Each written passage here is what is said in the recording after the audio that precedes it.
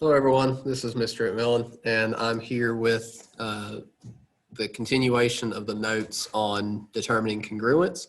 And so we're going to be working on 8 problems here that we covered in class. That way you can be ready for the worksheet that has some of these problems on it.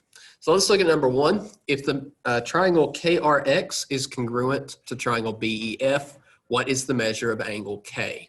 So we're looking for the measure of angle K in here.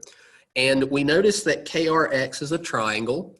And so if we want to be able to find angle K, we need to know at least what angle X is as well, so we can use the fact that the sum of the angles in a triangle is 180. Now, can we determine what angle X is? Well, let's look up here to our congruence statement. Remember that corresponding parts are in the same locations, okay? So we see that angle X is in the third spot, and angle F is also in the third spot on the other triangle. We have the measure of angle F, so angle X must be congruent to angle F. So angle X is 82 degrees. And now that we have angle R and angle X, we can determine angle K by taking 180 degrees minus 82 degrees minus 59 degrees. And if we do that, we end up getting 39 degrees for the measure of angle K.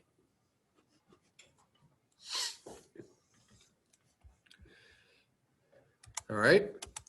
Number 2, if triangle TNM is congruent to triangle AZP, what is the measure of ZP? So we want to know what ZP is.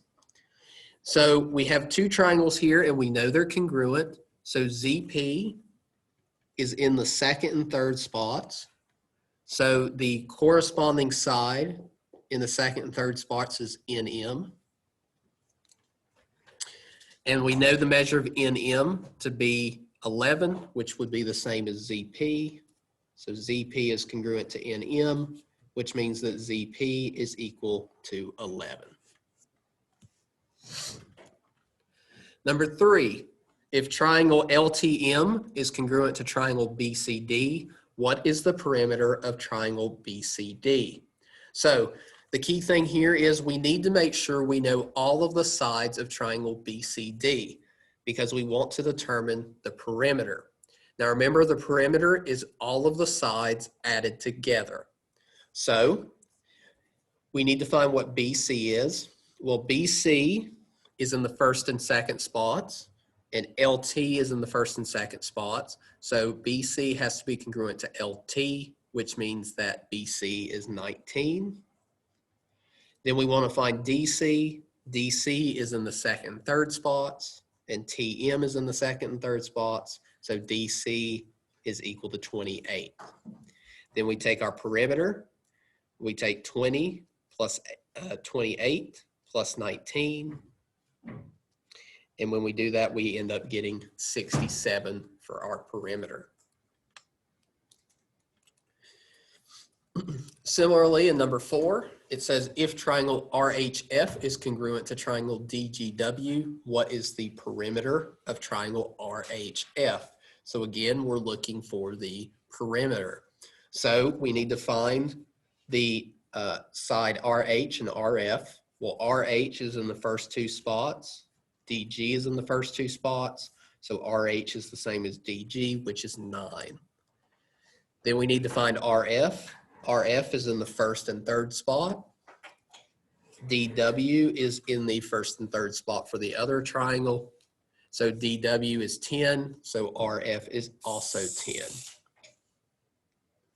Now to find the perimeter, we just take 10 plus 9 plus 7. And when we do that, we get 26 for our perimeter. Number 5, if triangle KJF is congruent to triangle ADT, find the value of X. So we see that we have KF and AT labeled here on the opposite or on the separate triangles here. So KF and AT are congruent to one another. So KF is equal to AT. So we take 3x minus 5 and set it equal to 7. And then we solve for x. We add 5 to both sides. So we get 3x is equal to 12. Divide both sides by 3. And we get that x is equal to 4.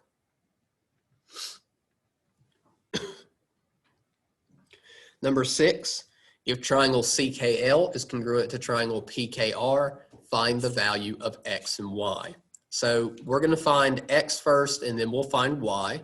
So if we look here, we have our equations for x on the two sides, and we see that from our congruent statement, CK is congruent to PK. So that means that 12x plus 2 is equal to 16x minus 14. You can move whichever x over you want. I'm going to move 12x over, so minus 12x. And you get 2 equals 4x minus 14. Add 14 to both sides, and we get that 4x is equal to 16. Divide both sides by 4, and we find that x is equal to 4. Okay. Now to find y, we see that angle L would be congruent to angle R. So 6y would have to equal 114. And when we divide both sides by 6, we end up getting that y is equal to, let me make sure here, 19.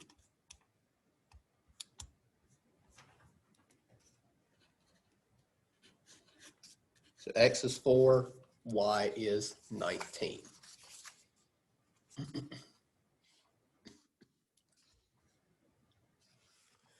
All right, number 7, if triangle GED is congruent to triangle GZW, find the value of x.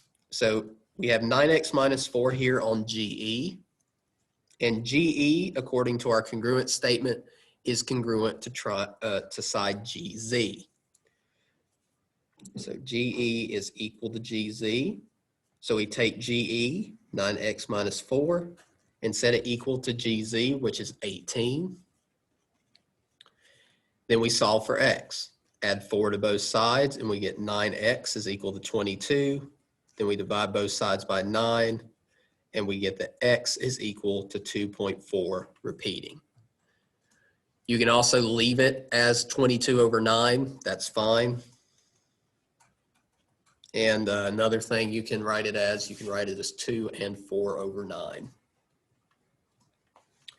And then the last one here, this is the last example of the note problems. Number 8, if triangle SHN is congruent to triangle UNH, find the value of x and y. Now you'll notice here, to find, we need to find the value of x and y, and you'll see that HU, which is congruent to SN, has an x and a y in it. So we need to be able to find one of those before we try to find anything else.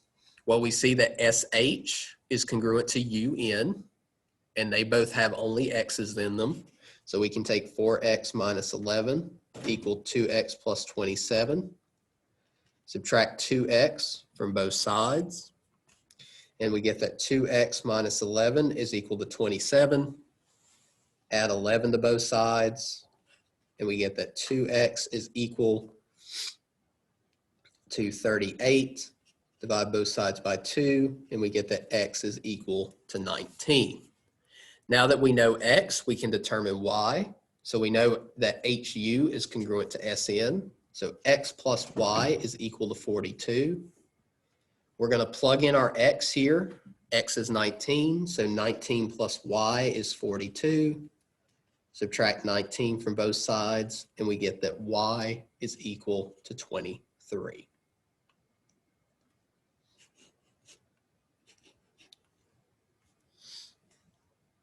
Okay. So x is equal to 19 and y is equal to 23. And that's going to do it for the full set of notes on the basics of determining triangle congruence. If you have any questions, please feel free to email me, ask questions in class. or over the Zoom chat. There is a worksheet based on this. Don't pay attention to the numbering because it's just a bunch of worksheets smashed together. You know, we're going to check that together the next day. So make sure that you have those done. Thanks, guys, and I will see you in the next video.